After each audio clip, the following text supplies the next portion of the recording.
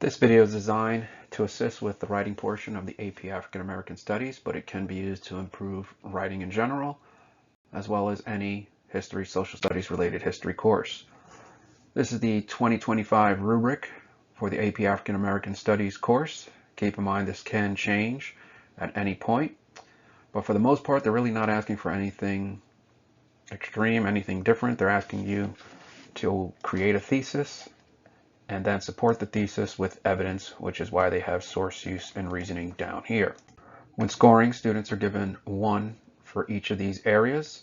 I do not like this structure because it places source, use, and reasoning down here, and a better approach to add structure to your writing would be to explain how each source supports the thesis right after you cite the source. And when you're citing your thesis, since you are required to use 3 sources, you definitely want to use no more than 1 sentence, and you pretty much want to give the reader some idea as to what your essay is going to be about, and you probably want to identify the sources that you are going to use. When you're writing the context section, really what you want to do is act as a transition from the thesis to your first source. You do not want to go from your thesis and jump right into your first source and start answering the question, the prompt. You want to provide some context, and all you really need to do is provide some background information.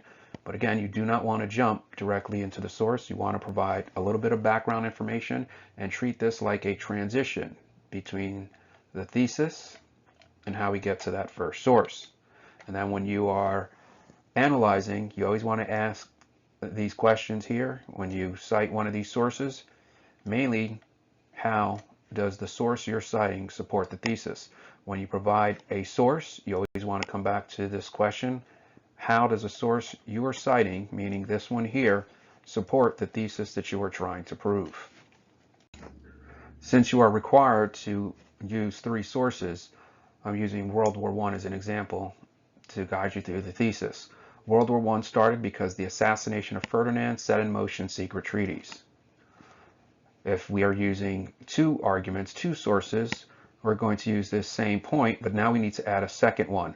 World War I started because the assassination of Ferdinand set in motion secret treaties and Germany's attempt to resolve the crisis politically failed. Since we have 3 sources that we need for the rubric, we need to actually come up with 3 arguments. So we have the assassination of Ferdinand, Germany's attempt to resolve the crisis, and we're going to throw in another one, Russia mobilized her forces, creating a perceived threat from Germany. And then you would need to identify a source for this point, and then this point. And after you provide your source, you want to answer the question, how does the source you're citing and referencing support the thesis that you're trying to prove? Now, this is the method that I think works better and provides you some structure in the writing. You want to provide your thesis, and since we're using 3 sources, we're going to have 3 points to provide essay direction, the context. Then you're going to identify and summarize your first source. The analysis, which is usually where students struggle, you want to ask the question, how? How does the source you just identified and summarized support the thesis or answer the question, the prompt that you're trying to address? But then you have to do it again. Source 2, it's doing the same thing. Then you have to repeat. Since they're asking for a 3rd source, you need to provide that 3rd source, identification and summary, and then once again answer the question. The minute you start providing a source, if you go source 1 and then source 2, and then you start using your analysis here, now it becomes too difficult for the reader. And the reader has to kind of go back and read this point.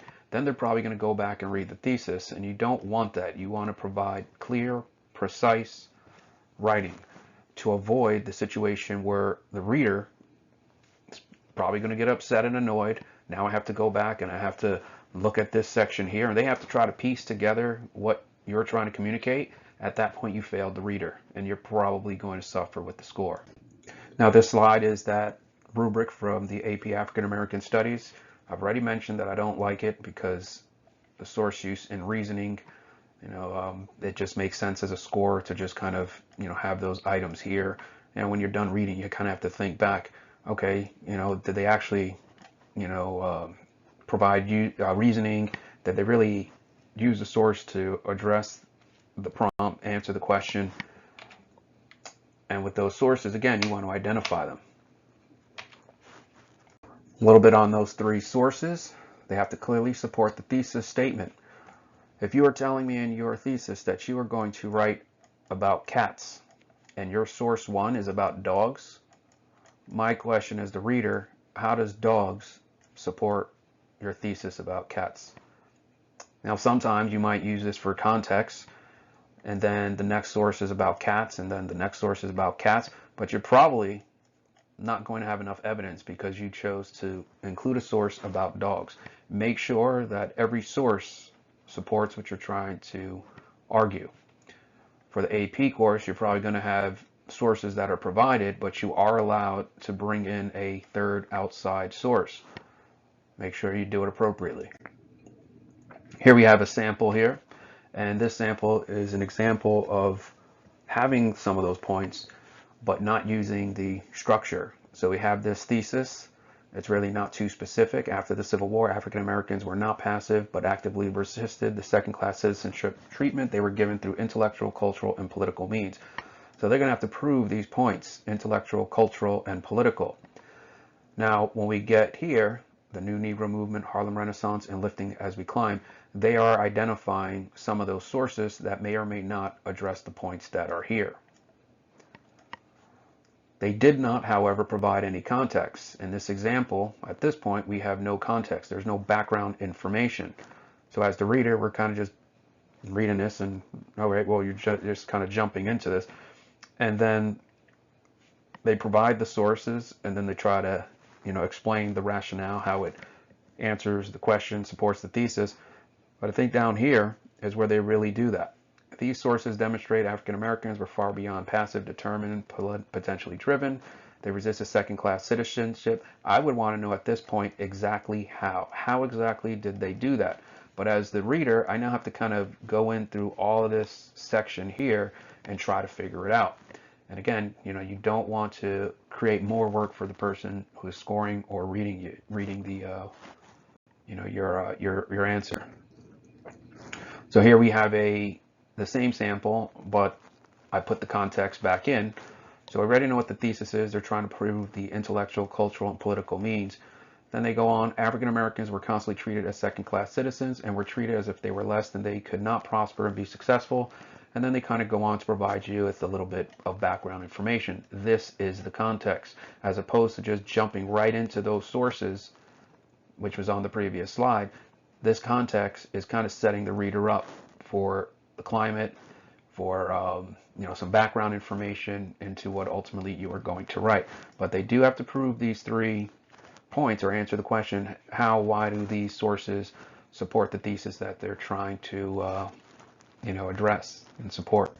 So here we have the outline once again. We have that thesis that is supposed to be no more than 1 sentence. You really don't want to ramble. You want to be clear and precise. You want to reference those sources that you're going to use if appropriate. Then you want to provide that background information. Once you provide that background information, go right into your source, identify it, provide a quick summary, and then answer those questions. How, why, how does that source you're citing, this one right here, support the thesis? Why are you citing it? Why do you feel it supports this thesis? Those are the questions you should be answering, and that becomes your analysis. And then you have to do it for source 2, source 3, and you want to provide your analysis for each item. Each source you're citing, you need to have that analysis. This is a sample source here that is really about the ARPANET. If you're not familiar with the ARPANET, it is the 1960 development of what eventually is going to become the computer internet communication. This was during the Cold War, where the United States and Russia feared that they were going to nuke each other. So the United States put money into developing an ARPANET, which would allow them to communicate in case of nuclear war. And as we look at this source here, the ARPANET was created during the Cold War to give the military a safe and reliable way to communicate. So they have the understanding of what it's about. They use packet switch technology to stay connected even during a nuclear attack. Here we're starting to get technical. Then they go into the source. As stated by Baruch, now we get into this source here. Now it becomes complicated because they are missing that context. They didn't provide that background information, and that's going to be problematic. During the Cold War, the doctrine of mutually assured destruction, and I thought they mentioned that up here, say for during a nuclear attack. So there's a direct link between that nuclear attack and mutually assured destruction. Codified response to nuclear attack and suggested ways to reduce risk of false alarms and escalating conflicts. Many believe that it helped to stabilize the world system during a perilous period. So they are using this source here, and it does seem to be in line with the point of communication during the threat of nuclear war. And now we get to their analysis. The doctrine of MAD established strict response to nuclear threats, reducing the risk of accidental escalation by creating clear procedures. And a clear procedure would be, this communication method, even this more of a system there. It prevented impulsive decisions that could lead to full-scale war. So they are answering that question, how they feel this source right here supports the thesis that they're trying to prove. And then, of course, I've added the context because I did take that out. And then when we read that, we have some background information into this idea of mutually assured destruction, which seems to be the whole point with this source, that if we are going to be in a nuclear war and people are going to survive, at least the people in California can communicate with the people in New York if they choose to do so. Maybe they don't. Maybe they're just too busy dealing with whatever they got going on in their lives. And I would imagine they have a lot at that point. From this point, they only have one source. Now they need to have a source 2 and a source 3, and then once again ask those questions. How, why are they citing those sources? This is an example for the AP African American Studies. Civil rights activists in the 50s and early 60s worked to end segregation by challenging the Supreme Court decisions and demanding enforcement by legislation by the federal government, demanding enforcement of legislation by the federal government. So they're arguing two things: Supreme Court and then that federal government. And then you have the context. Prior to the 50s, African Americans were subjected to violence, discriminatory laws that treated them like second-class citizens. Despite suggestions to wait for change, activists used different approaches to achieve their goal. Evidence 1 is going to be the Clark-Doll test. Evidence 2 is going to be the Brown versus Board of Ed decision. Evidence 3 will be The Revolution is at Hand by John Lewis, because in this speech, he is doing exactly what this point is suggesting here, and then these two collectively address the item of the Supreme Court. So we take that sample and we place that thesis here. We have the one sentence, we have the 2 points, so I expect this to be about the Supreme Court decisions, and then people demanding enforcement of the federal government. So we have those 3 examples. Remember, we do not just identify the source. We have to treat this like a definition.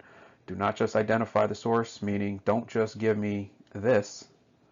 You want to give me the name of the source, give me a little bit about that source, maybe background information, a definition, but this is not your analysis. Your analysis needs to answer that question: how does this support what you're trying to argue in that thesis? That's what I'm suggesting here with this red section: how and or why for each source. So when we go back, we know that we're writing about the Supreme Court and then how people demanded the federal government do something. So now we get into, after that context, in the Clark-Doll test, psychologists Kenneth and Mamie Clark asked black children a series of questions. The questions range from which doll was associated with good and which was associated with bad. So this is giving you kind of that definition of that source, that picture. Working with the NAACP, Clark's study was used as evidence by the NAACP that segregation created a belief in inferiority in black children. The study was then used to achieve a reversal of the Plessy-Ferguson decision. So we've just addressed that item there. Then we move on to 2.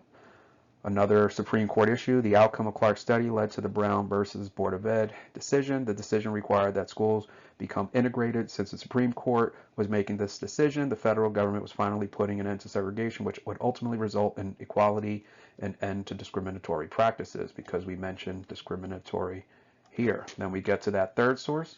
Despite the federal support and legislation and Supreme Court rulings, African Americans still experience discrimination, and some leaders continue to fight for change.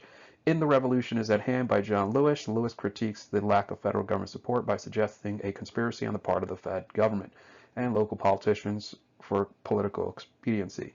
Lewis did not feel that the federal government was supporting civil rights after the end of segregation, which was why he was criticizing the federal government in his speech. So at this point, we kind of addressed all of those items. We provided a thesis, we provided the context, we've identified each source, and then we've answered these questions. And when you're writing, just ask it in your head. If you can answer those questions in your head when you're writing, that is your analysis. And that's usually where students struggle with that analysis. Hopefully this helps. Good luck.